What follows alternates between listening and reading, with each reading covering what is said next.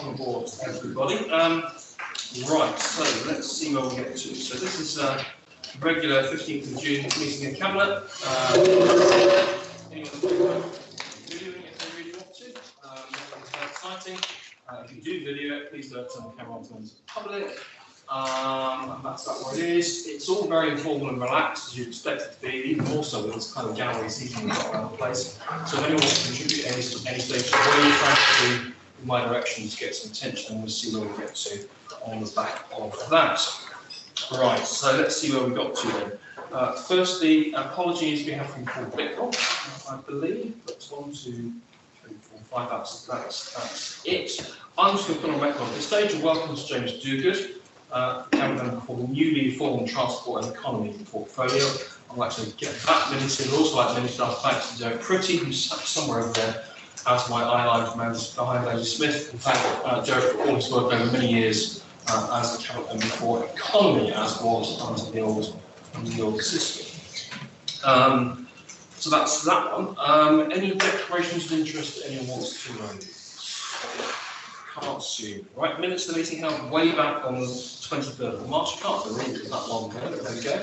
Anyone who was there, any issues with any of those minutes and notes? No, in which case we'll take that as agreed. Item 4, then is public participation. I'd like to welcome Keith next to the meeting. So if you want to come forward, Keith, and rather than just plonk your stuff down on one of the chairs, so it's a bit more of a dialogue. There I do if you like.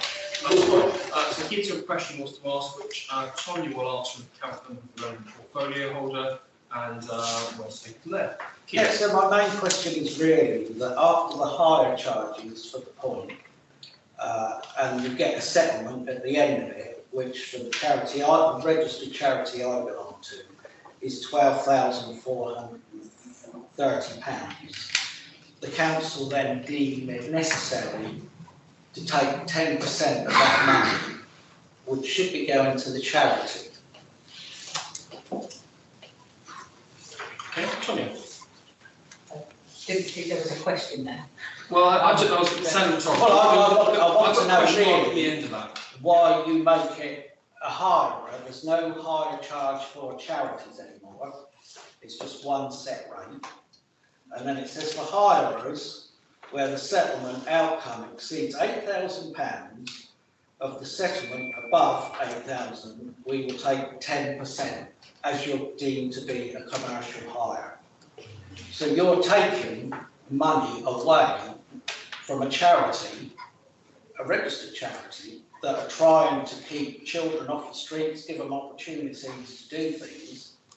Parents are paying for tickets thinking that money's going to that charity, but for no reason that I can see, you want to take 10% of the settlement.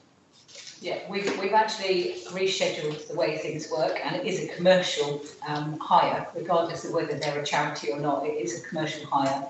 We've actually brought ourselves in line with other theatres and groups in the area for hire.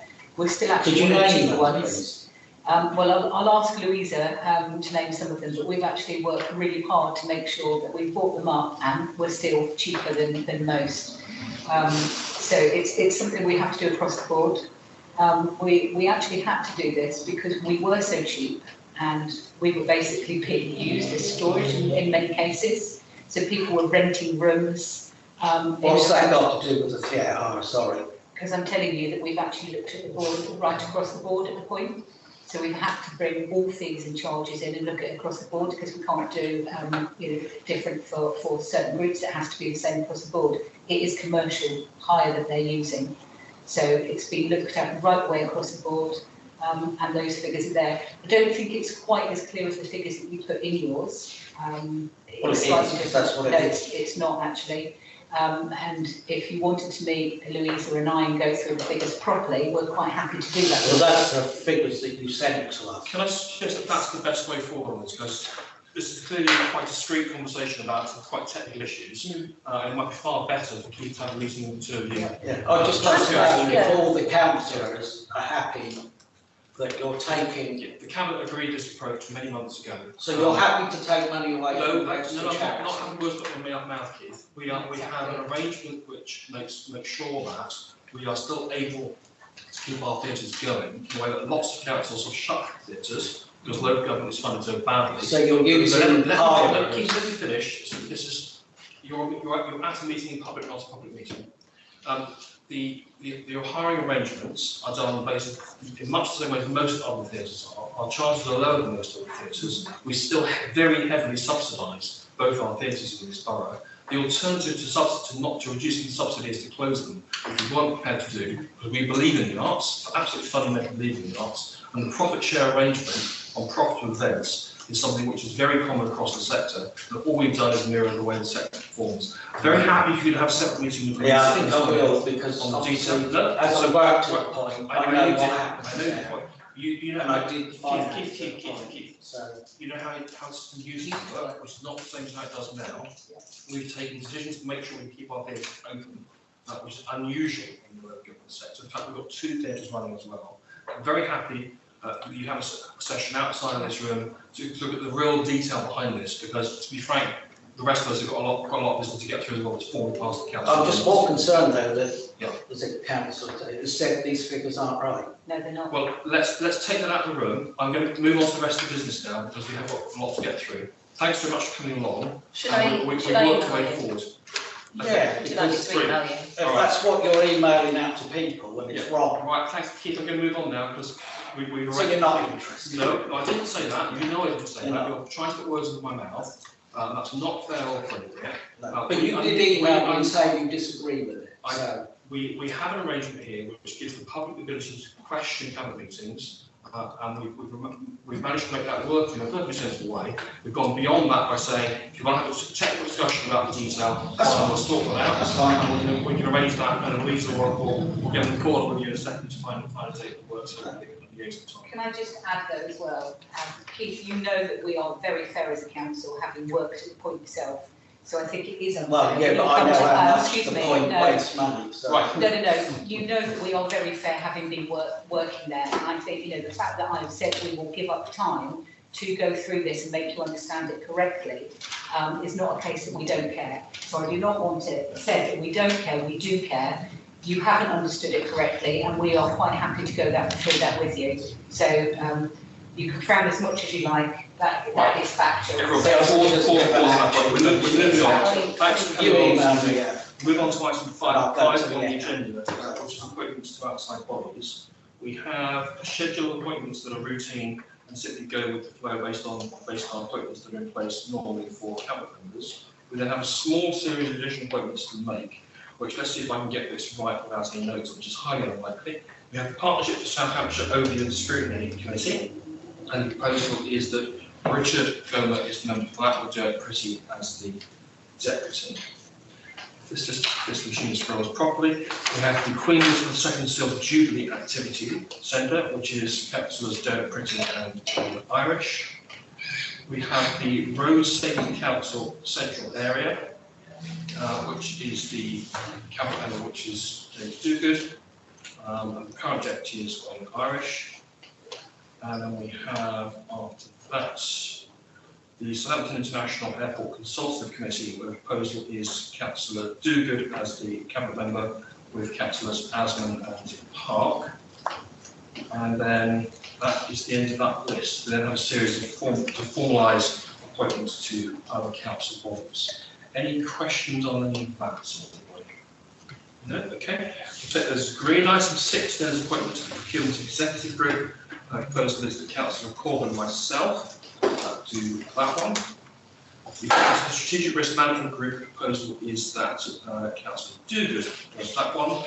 And that takes us on to the Public Arts Strategy for pages 21 to 62 of the papers. Tonia, anything to add? No, nothing to add. Okay, so this has been circulated and gone through a fair bit of internal discussion. Did anyone have any points they want to raise at this point? The key point is that we are approving this to replace the old strategy. Anything wants to raise? No? Okay, in which case we will take that as agreed and move to agenda item 9, which starts the Eastern Borough Local Plan Review process. Now, for those of you who thought We only just finally agreed our local plan in April of last year. You will be right in recalling that. But you'd also be right in recalling that we agreed with the planning inspectorate that we would commit to the next review about a year after the adoption of the local plan. And this here sets a process for us to do that. It is a very lengthy process. I almost fell off the chair when Graham tried to sell this process to me, but he's done this more often than I have. And I'll take his word for that. If we can shave any time off this, we will do. But we know that planning inspection, in particular, the bits that are not in our control, take a very, very long time to do things. So we will kick off this. It's a review process. It's not revising the entire plan. So it's basically picking up bits that need to change either because legislation has changed or updating our housing requirement and housing supply figures for a long period of time. So that kicks off with approving the statement of community involvement, which is here, and also issuing call for sites, which basically says to landowners and developers that are bidding for their sites to come forward for development for the next plan period, that they have that ability to put their sites forward. As I say, a lengthy process. We will hear very little about this for the next year. The detailed timetable is here. It sets out when we'll get things back, and we will find a mechanism to engage local area committees in the process, so they can contribute to the concept of where would they most like to see additional homes located in the area, and are there other issues that they think should be taken into account in the local plan review process. That, I think, is a fair summary of that.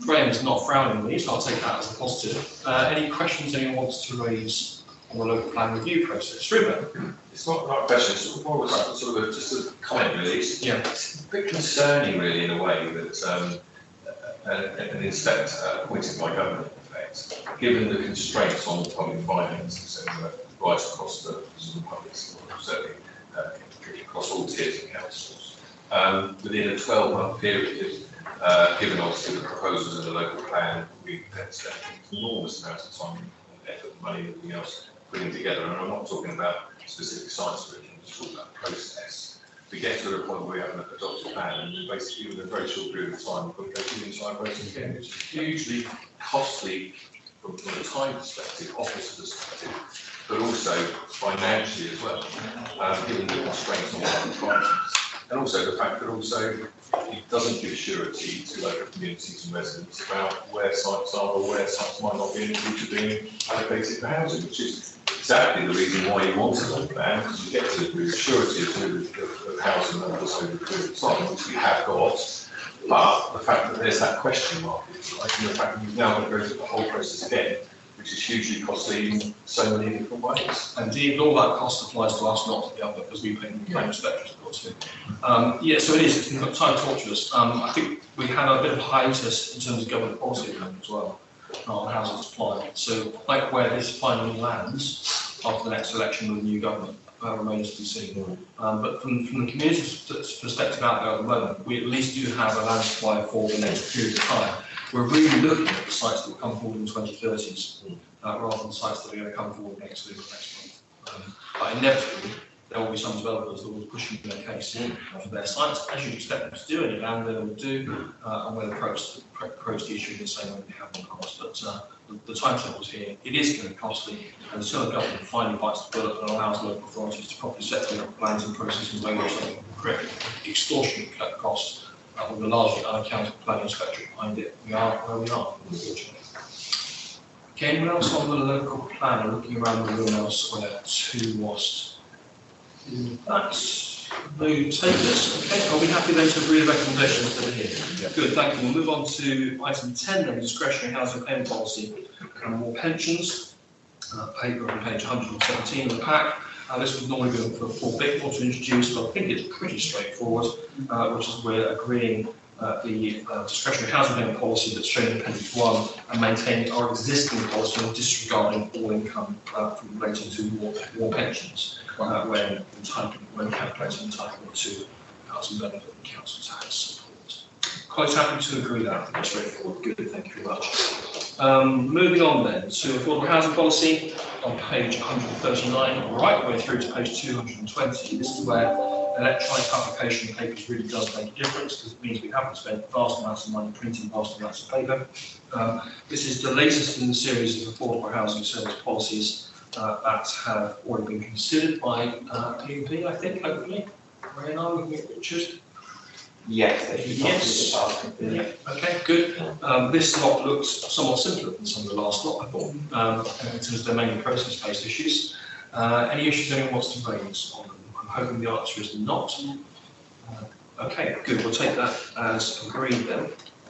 Moving on then to page 221 and item 12 of the report. And this is updating our strategy for provision of affordable homes on council development sites. This is basically bringing us into line with most local authorities that approach housing development on their own sites and tackle issues around viability and beyond. Any questions on housing on this? This is a very live proposal, given that it will be reflected at the Horton Heath Development Management Committee next week.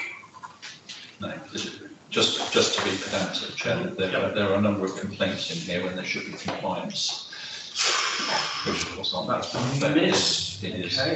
there are probably 3 in there that I picked up. Well done. But just like. Okay, thank you for that.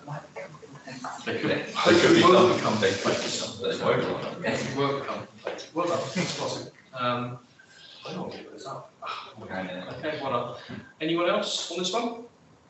No. Okay. In which case, if we're happy to agree that, we can go to page 227 and item 13 on the agenda for CIP approval. And this is, I think, pretty straightforward. It relates to the UK Shepherd Prosperity Fund, which most has been delegated back to staff to deal with, as it's basically mostly technical in nature, but it gives us a route forward. Any issues or questions on this? No, Ashley Smith is there for you. Good. All right, good. I think that closes the business at 18:49. Thank you very much, colleagues. We'll move on to our next meeting very shortly.